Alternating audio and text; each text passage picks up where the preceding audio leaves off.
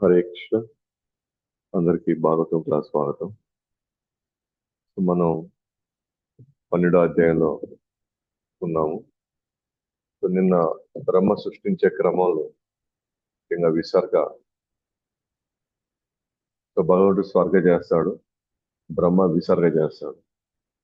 విసర్గలో already తయారు చేయబడినటువంటి లోకాల్లోకి ఇప్పుడు సంతానాన్ని ఉత్పత్తి చేయాలి. వివిధ వర్ణాలు, ఆశ్రమాలు, ధర్మము అన్ని కూడా ఇప్పుడు ప్రవేశపెట్టాలన్నమాట.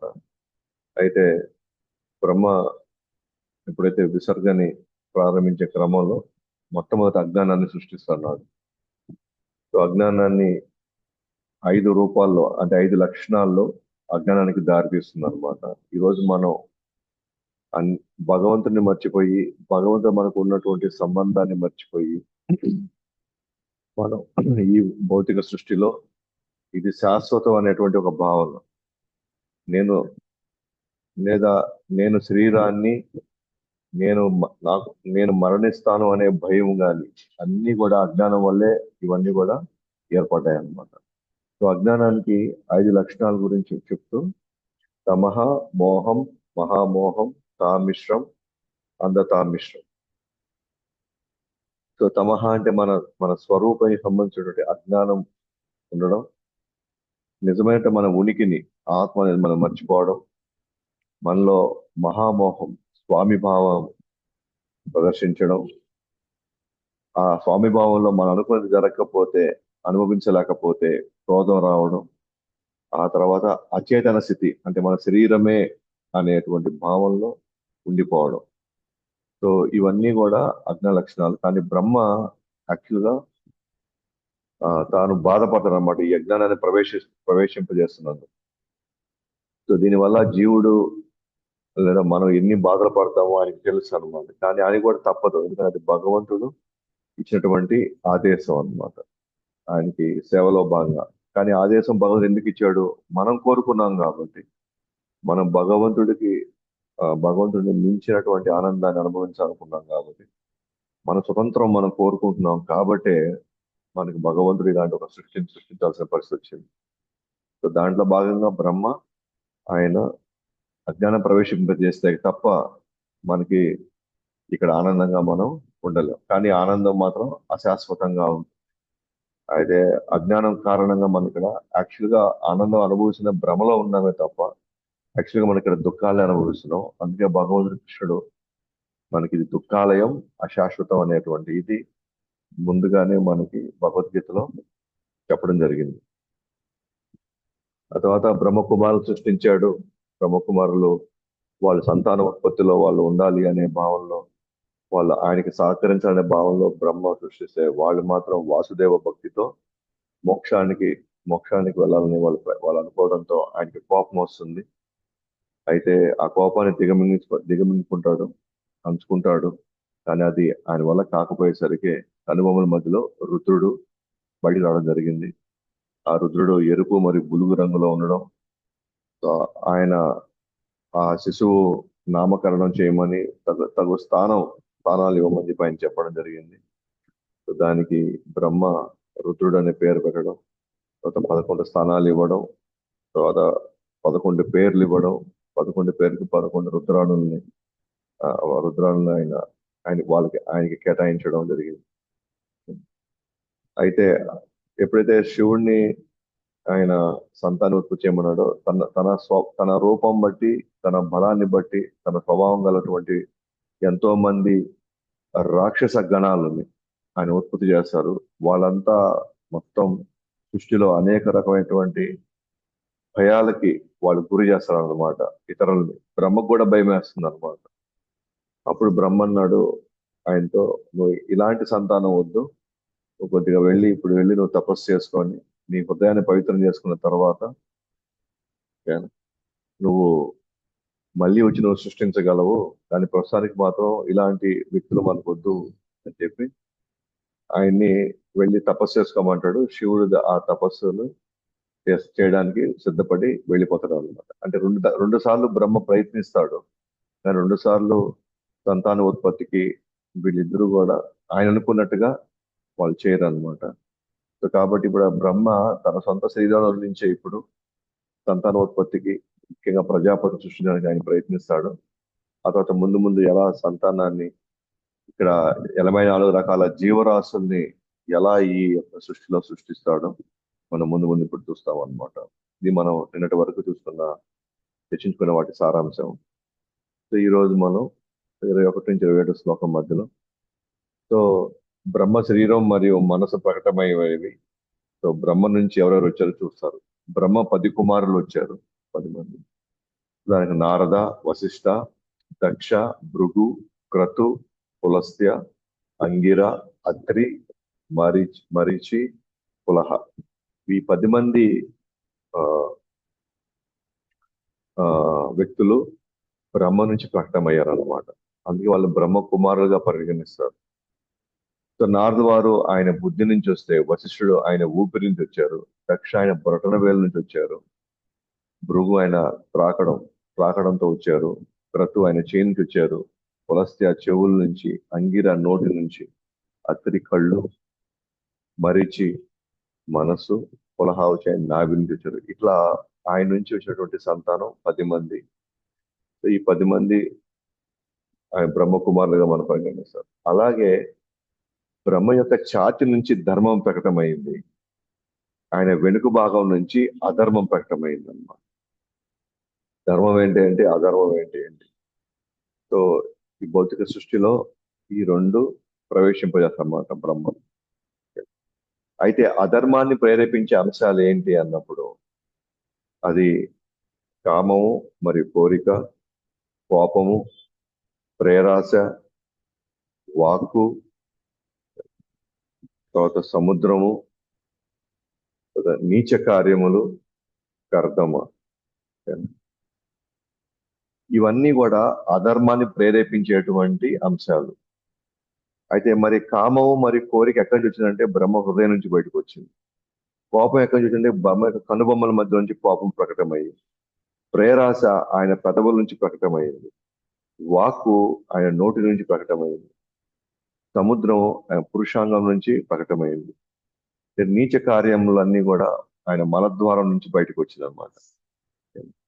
అలాగే ఆ ప్రకాశం అంటే వెలుగు మరి కర్దమ నుంచి బయటకు వచ్చాయి అనమాట. అంటే మనం గమనిస్తే కనుక బ్రహ్మ నుంచే ఇవన్నీ బయటకు వస్తాయి అన్నమాట. అంటే ఇలాంటి అంశాలన్నీ కూడా ఈ సృష్టిలో ఉంటేనే జీవుడు తన యొక్క గత జన్మలో తను చేసేటువంటి ఆ పాపాల రీత్యా, తను పెంచుకున్న వాసన రీత్యా, తనలో తన తన తన లక్షణాల రీత్యా ఇవన్నీ బ్రహ్మ ఈ లోకంలో ఆయన నింపితే గాని జీవుడు వచ్చి ఇక్కడ తను హ్యాపీగా ఉండలేడు. జీవుడు వచ్చి, సో కాబట్టి అధర్మకు సంబంధించిన అంశాలన్నీ కూడా బ్రహ్మ సృష్టిస్తున్నాడు ఇక్కడ. ఎందుకంటే జీవుడు ఇక్కడికి వచ్చి తన స్వభావాన్ని బట్టి తన ఇక్కడ కార్యక్రమాలు లేదా ఆ ప్రకృతి ఆ ఆ వాతావరణం ఉండాలి అతనికి. సో మంచివాడిగా ఉండాలనుకున్న వాడికి మంచి వాతావరణం ఉంటుంది. చెడ్డవాడిగా సంస్కారం లేపించినట్టుగా చెడ్డ వాతావరణం ఉండాలి. ఇప్పుడు చెడ్డవాళ్ళని మంచి వాతావరణం ఉండమంటే వాడు తట్టుకొని ఉండలేడు అనమాట. అలాగే చెడ్డవాళ్ళని మంచి వాతావరణం ఉండలేడు. సో చెడు సంస్కారం ఉన్న వాడికి చెడు సంస్కారం ఉన్నటువంటి వాతావరణం ఇవ్వాలి. అలాగే మంచి సంస్కారం మంచి వాతావరణం ఇవ్వాలి.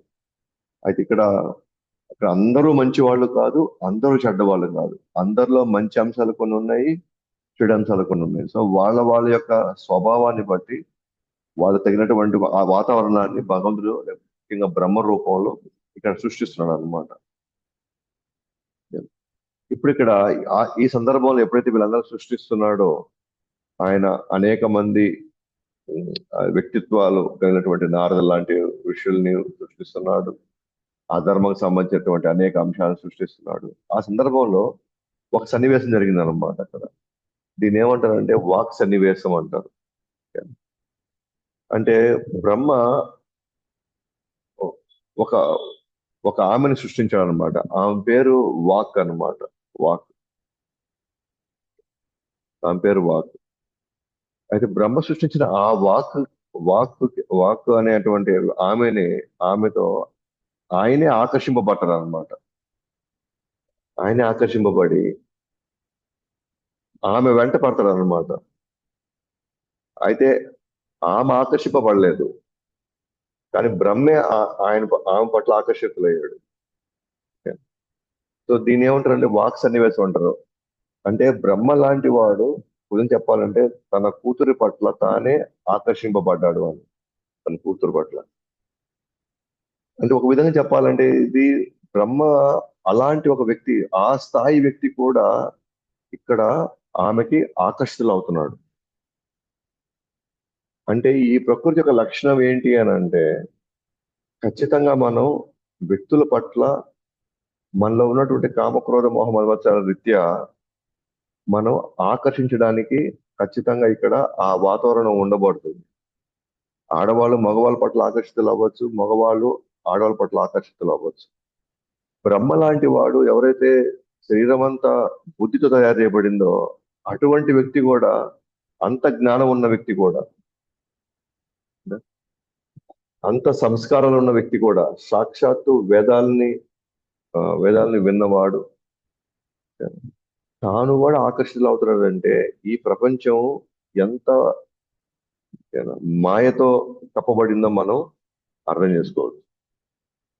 అంటే బ్రహ్మ లాంటి వాడు కూడా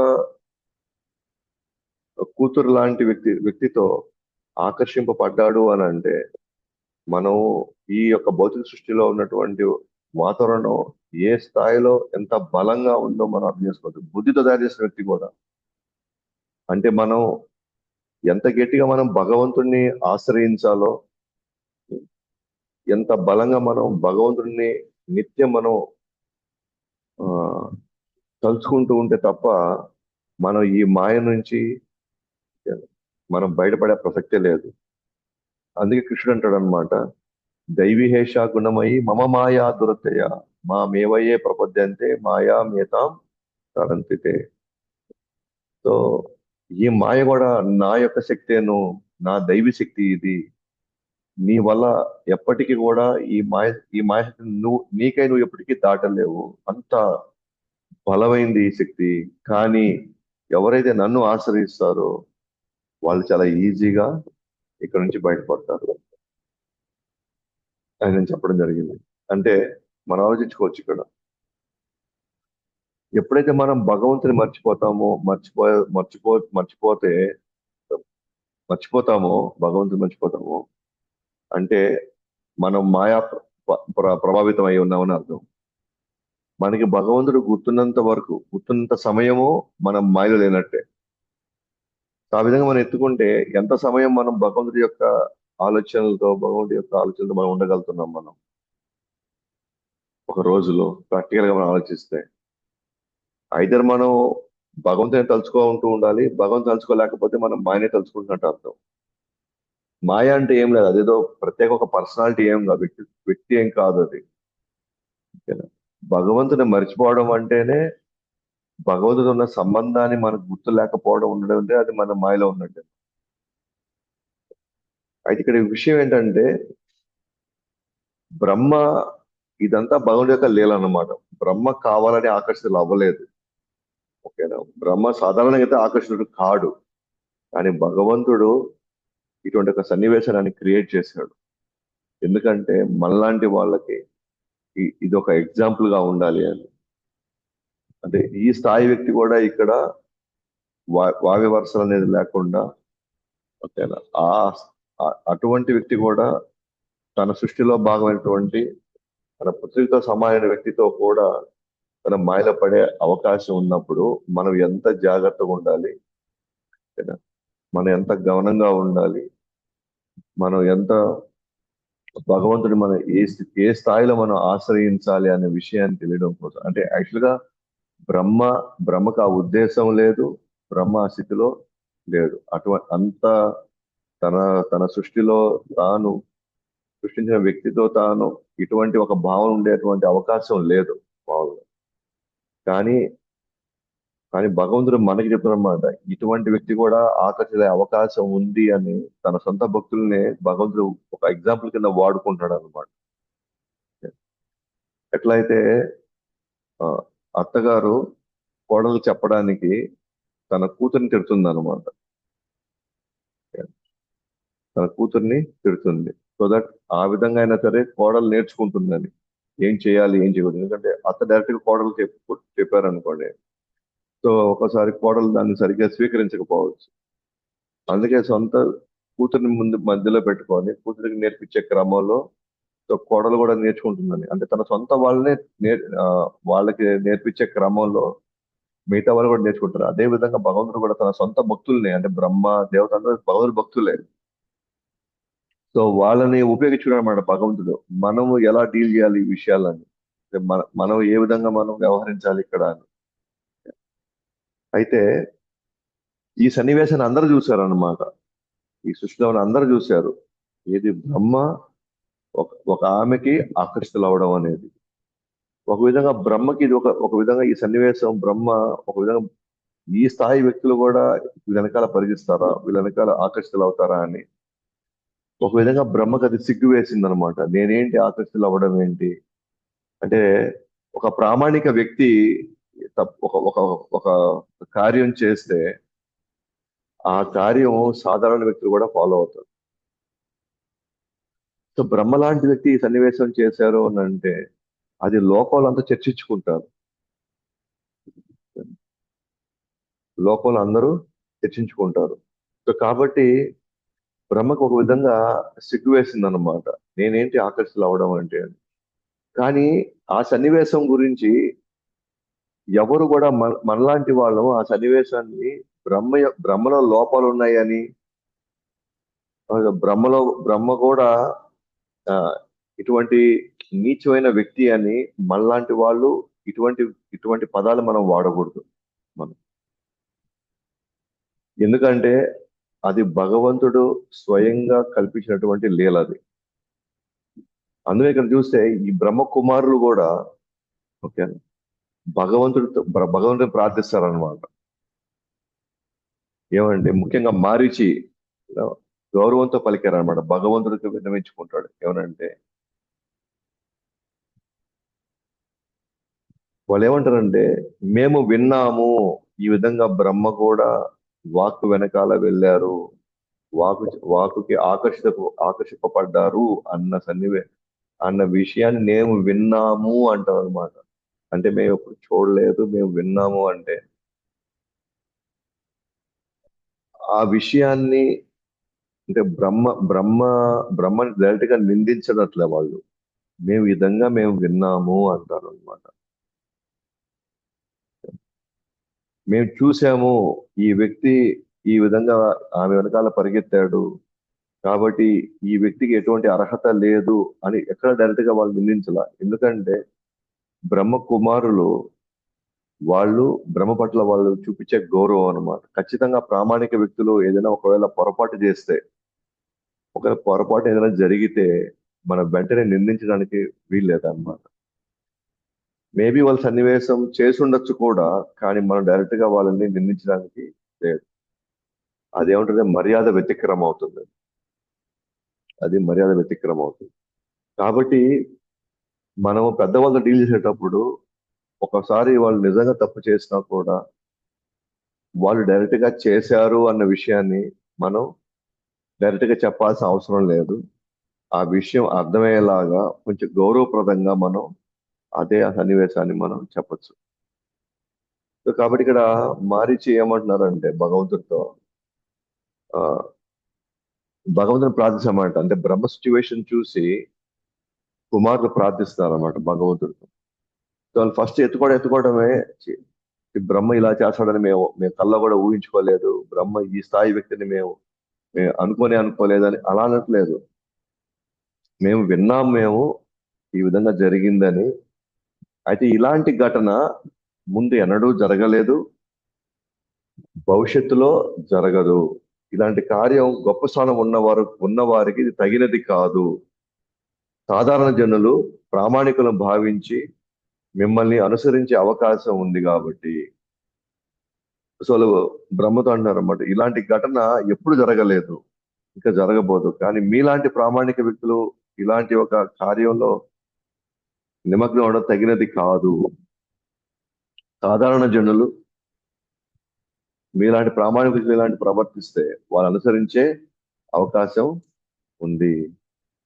అయితే బ్రహ్మ కొద్దిగా ఆ జరిగిన సన్నివేశానికి తాను కూడా కొద్దిగా ఆ కొంచెం సిగ్గుపడుతున్నాడు. ఇది జరగకుండా ఉండాల్సింది అనుకొని, సో బ్రహ్మ కొద్దిగా ఆ మాటల్ని భరించలేకపోయాడు, అంగీకరించలేకపోయాడు అన్నమాట. కానీ కాబట్టి వాళ్ళు భగవంతుని ప్రార్థించి ధర్మాన్ని రక్షించమని చెప్పేసి వాళ్ళు ప్రార్థించారు అన్నమాట. సో తన కుమారుని మాటలు విన్న బ్రహ్మ చేసిన కార్యానికి సిగ్గుపడుతూ పశ్చాత్తాపంతో శరీరాన్ని వదిలిపెట్టాడు. సో కాబట్టి నీలాంటి వ్యక్తులు ఇది చేయాల్సినటువంటి విషయము.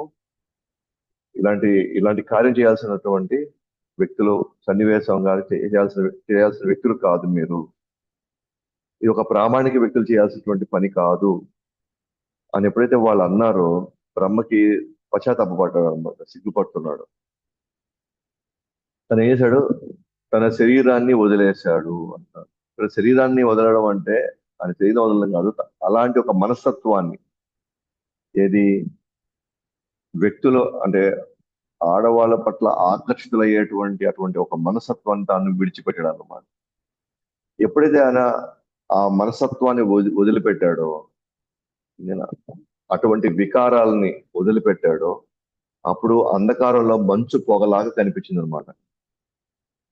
అంధకారంలో మంచు పొగలాగా కనిపించింది, మొత్తం కనిపించింది అనమాట. ఎందుకంటే తన మనస్తత్వాన్ని వదిలేస్తున్నాడు.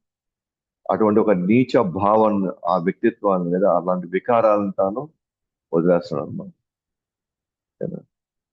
అయితే ఆ వాక్ సన్నివేశం జరిగినప్పటికీ కూడా ఎప్పుడు తన మనస్తత్వాన్ని వదిలేశాడో, ఇంకా మళ్ళీ తాను ఏం చేశాడు, సృష్టిలో సేవ భాగంగా మళ్ళీ సృష్టించడం ప్రారంభించాడు అనమాట. మళ్ళీ ఎందుకంటే అసలైన వికారాలను వదిలేశాడు. ఇప్పుడు తను కొంచెం పవిత్రమైపోయాడు.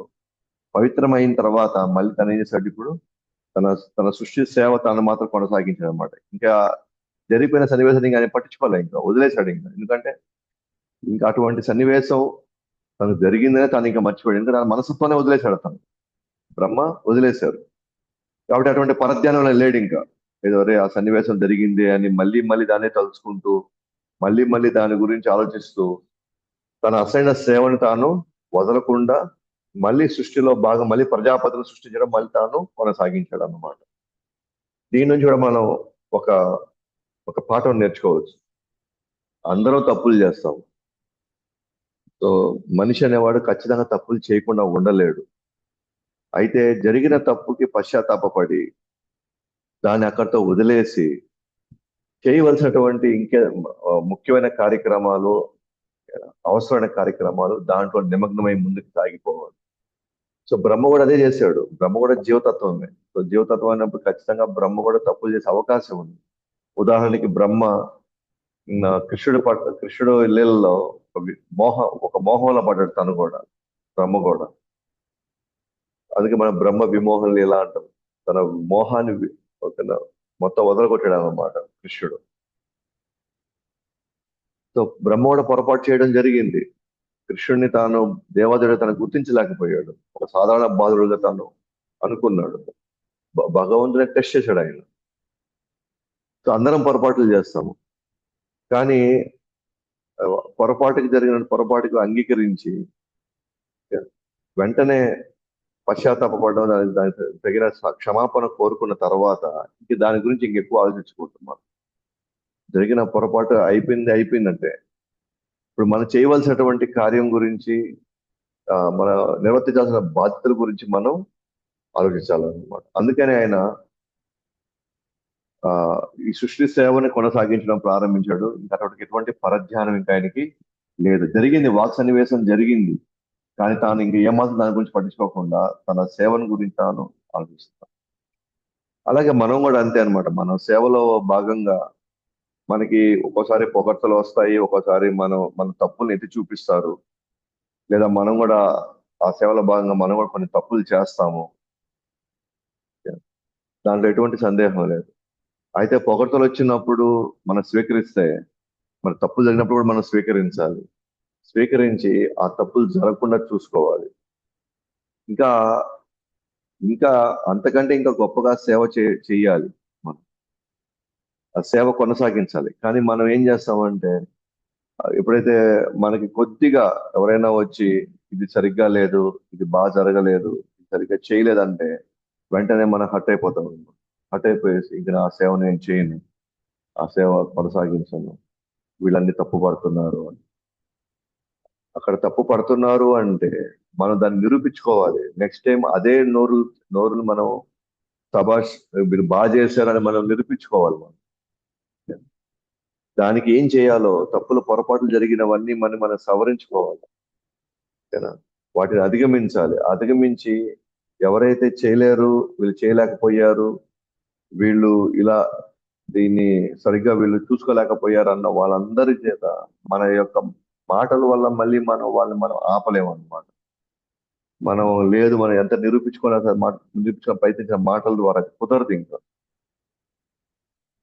మళ్ళీ మనం ఏం చేయాలా, మన చేతలతోనే ఎవరైతే చెప్పారో ఇది కుదరదు, ఇది బాగా జరగలేదన్నారో వాళ్ళ చేతే మళ్ళీ మనం మంచిగా చేశారు అనేటువంటి ఆలోచన, ఆ మాటలు మనం తెప్పించాలి. ఆ బాధ్యత మనం తీసుకోవాలి.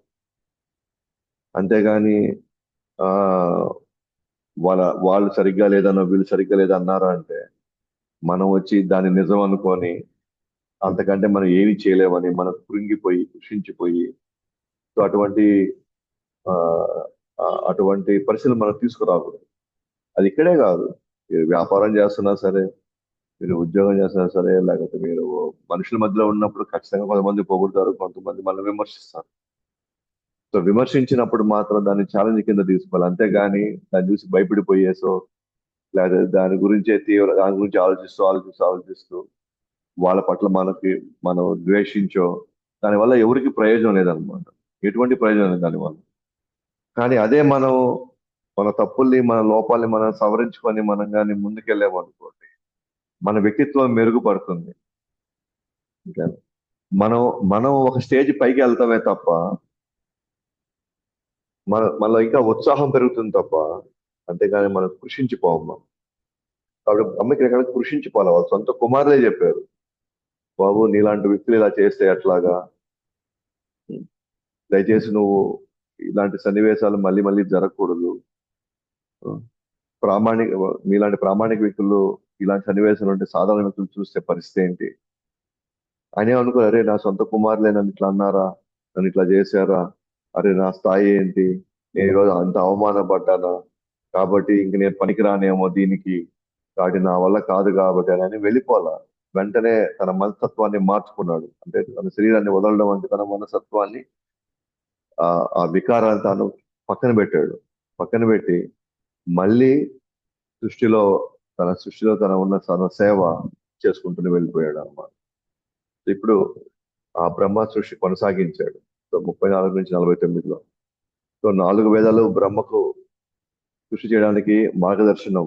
ఋగ్వేద, ఇంకా హోత, మంత్రాలు, యజుర్వేద, తర్వాత అంటే 4 వేదాలు సృష్టించాడు అనమాట ఆయన మార్గదర్శనం కోసం. అంటే కదా 4 వేదాలు ఆయన ద్వారా నుంచే రావాల్సిందే. సో మనం అందరం ఇక్కడ బాగుండాలి అంటే, మన బాధ్యత నిర్వర్తించాలి అంటే మనకు ఒక మాన్యువల్ కావాలి. ఆ మాన్యువల్సే ఈ 4. ఏది? ఋగ్వేద, యజుర్వేద, సామవేద, అథర్వణ వేద. సో ఋగ్వేదాలు ఏముంటాయి అంటే యజ్ఞాలు ఎలా చేయాలి, ఏ మంత్రాలు, దానికి కావాల్సిన వస్తువులు ఏంటి, అవన్నీ కూడా ఎక్కడ ఉంటాయి? ఋగ్వేదాలో ఉంటాయి. యజుర్వేదాలు ఏముంటాయి అంటే ఇక్కడ ఆ యుద్ధాలు ఎలా చేయాలి, ఓకేనా, ధర్మాన్ని కాపాడడం కోసం. ఓకేనా? అలాగే యజ్ఞ నిర్వహణ, అడ్మినిస్ట్రేషన్ ఎలా చేయాలి. సామవేదం ఎలా చేయాలంటే ఆ మంత్ర ఉచ్చారణ ఎలా జరగాలి, ఏ పద్ధతిలో జరగాలి అని. సో అధర్వణ వేదలో ఒకవేళ యజ్ఞంలో పొరపాట్లు జరిగితే వాటిని ఎలా సవరించుకోవాలి, ప్రాయశ్చిత్తం. సో ఇవన్నీ కూడా బ్రహ్మ సృష్టిలో భాగంగా ఈ 4 వేదాలు సృష్టించాడు అనమాట. అలాగే ఉపవేదాలు సృష్టించాడు. ఆయుర్వేద, ధనుర్వేద, గంధర్వ వేద, సాపత్య వేద, అలాగే పంచమ వేద కూడా సృష్టించాడు. అంటే ఇతిహాసం మరియు పురాణాలు. అలాగే కర్మతంత్రం, యజ్ఞ విధానం మరియు రకాలు, అలాగే ధర్మం యొక్క 4 పాదాలని సృష్టి, అదే శౌచము, సత్యము,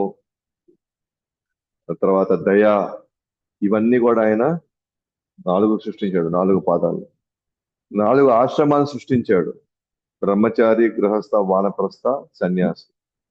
బ్రహ్మచారిలో మళ్ళీ రకాలు ఉన్నారన్నమాట. సావిత్ర, ప్రాజపత్య, బ్రాహ్మణ, బృహత్ అని. అలాగే గృహస్థులు వార్త, సంచయ, శాలిన, తిలోచన.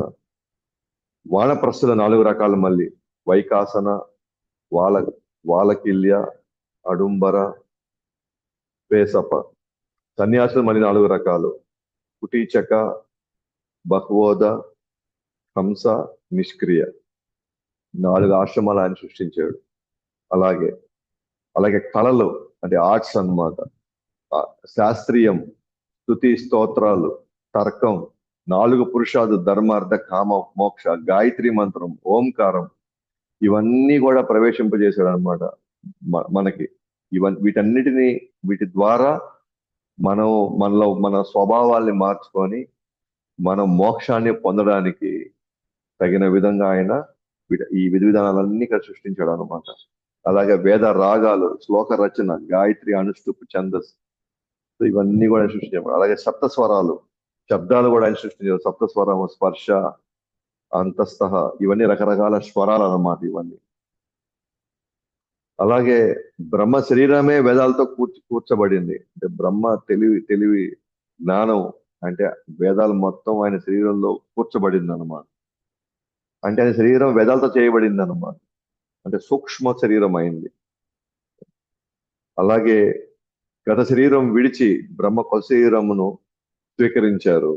కాబట్టి లైంగిక జీవితం నిషేధించబడలేదు, మరియు మనసు సృష్టిపై కేంద్రీకరించాడు. అంటే శరీరం మార్చాడు కదా ఇంతకు ముందు. ఆ పాత మనస్తత్వాన్ని వదిలి కొత్త మనస్తత్వాన్ని తెచ్చుకున్నాడు తప్ప. కాబట్టి లైంగిక జీవితాన్ని పూర్తిగా నిష్కరించబడలే ఇక్కడ. కానీ ఆ లైంగిక జీవితాన్ని ధర్మబద్ధమైనటువంటి జీవితంగా చూసుకోవాలి. ధర్మబద్ధంగా లైంగిక జీవితాన్ని మనం కొనసాగించాలి. ధర్మబద్ధంగా అంటే ఏంటి?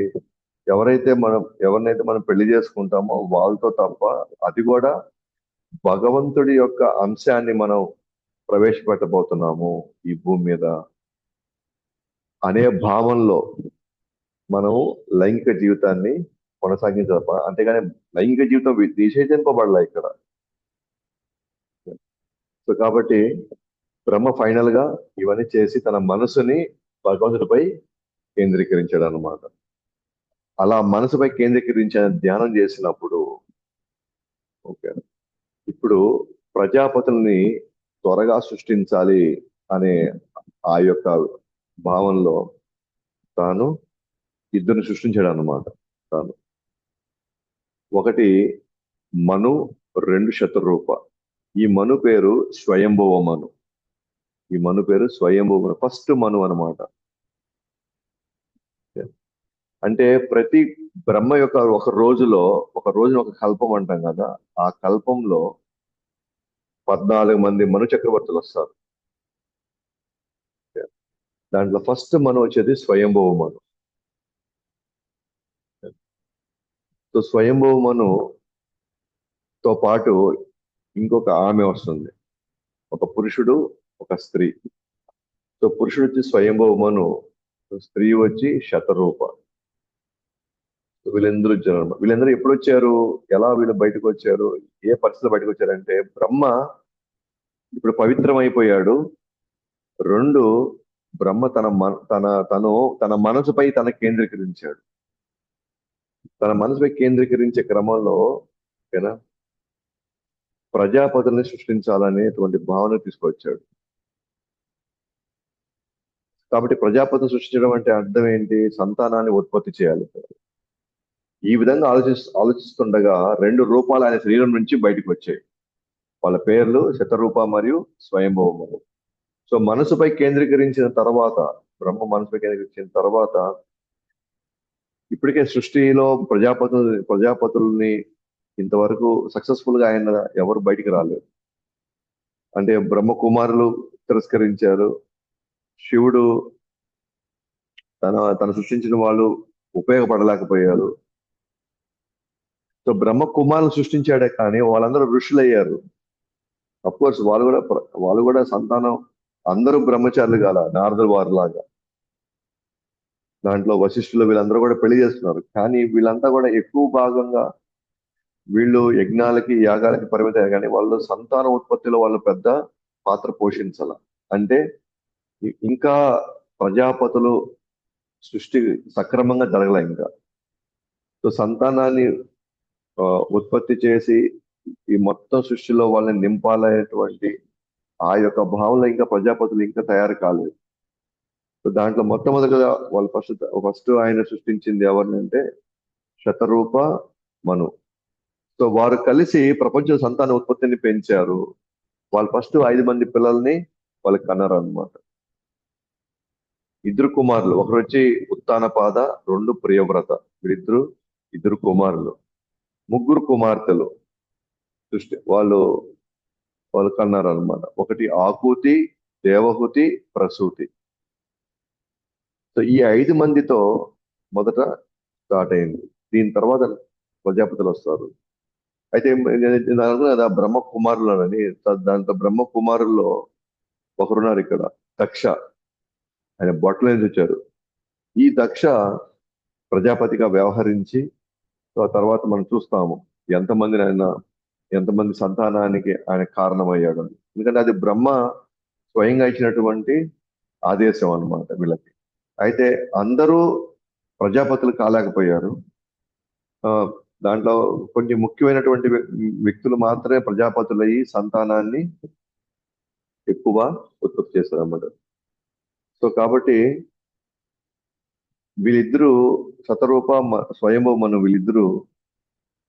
ఇద్దరు కుమారుల్ని, ముగ్గురు కుమార్తెల్ని వాళ్ళు సృష్టించారు. ఓకే. సో వాళ్ళు ఇద్దరు కుమారులు ఉత్తానపాద, ప్రియవ్రత. ఉత్తానపాద ఎవరంటే ధ్రువుడి యొక్క తండ్రి ఉత్తానపాద. అని ప్రియవ్రత, ఉత్తానపాద యొక్క తమ్ముడైనటువంటి ప్రియవ్రత, తాను ఒక గొప్ప రాజుగా తాను తర్వాత ఈ సృష్టిని పాలించాడు అన్నమాట. తర్వాత ముగ్గురు కుమార్తెల్లో సో మన ఆకూతి, దేవహూతి, ప్రసూతి.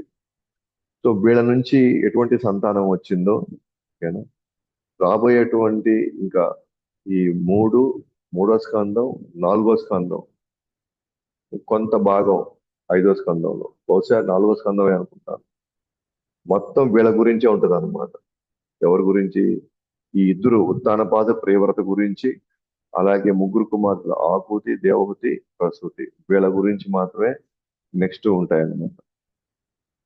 దాంట్లో మొట్టమొదటి రాబోయేది ధ్రువ చరిత్ర, ధ్రువ కథ, ఇప్పుడు 4వ స్కందంలో. అయితే ఈ లోపల మనం హిరణ్యాక్షుడి యొక్క సన్నివేశం మనం చూస్తాము. ఆ హిరణ్యాక్షుడు ఎలా వస్తారు ఏంటి అనేది రేపు వరాహ అవతారం ఏంటి ఇవన్నీ కూడా రాబోయే 13, 14, 15 అధ్యాయాలు ఇంకా కొనసాగుతున్నారు అన్నమాట. సో వీళ్ళు ఏం చేశారు అంటే ఆకూతి రుచి అనే ఋషికి ఇచ్చారు, దేవహూతి కర్దమకి ఇచ్చారు, ప్రసూతి దక్షకి ఇచ్చారు అన్నమాట. దక్ష. ఓకే. సో ఆకూతి రుచి అనేటువంటి వ్యక్తికి ఇచ్చారు, పెళ్లి చేశారు అన్నమాట వీళ్ళు.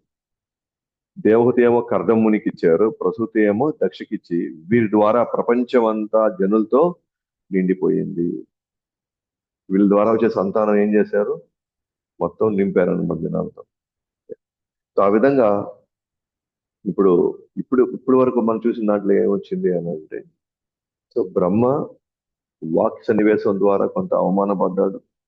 తర్వాత తన మనసత్వాన్ని మార్చుకున్నాడు.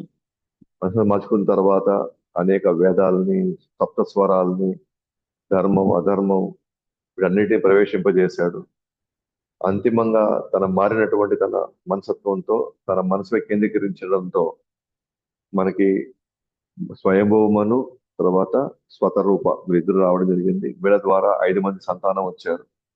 దాంట్లో ఉత్తానపాద, ప్రియవ్రత, తర్వాత ముగ్గురు కుమార్తెలు ఆకూతి, దేవహూతి, ప్రసూతి.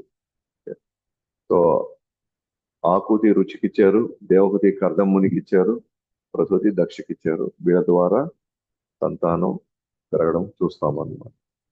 సో రేపు మనం 13వ అధ్యాయంలోకి వెళ్ళి బ్రహ్మ ఒక కల్పాన్ని తీసుకొని ఆ కల్పంలో ఏం జరిగిందో, ఆ కల్పంలో జరిగినటువంటి సన్నివేశాల్లో ముఖ్యంగా వరాహ అవతారం, ముఖ్యంగా హిరణ్యాక్షుడి యొక్క ఆయన ఏ విధంగా ఇక్కడికి హిరణ్యాక్షుడు హిరణ్యకశిపుడు వీళ్ళంతా ఎలా సృష్టించబడ్డారో దాని వెనక ఉన్నటువంటి సన్నివేశాలు ఏంటి ఇవన్నీ కూడా మనం చూస్తాం అన్నమాట. అందరూ శ్రీమద్ భాగవతం కి జై, అనంత కోటి వైష్ణవులకి జై, జగద్గురు శ్రీల ప్రభుపాద్ కి జై, గౌతమ్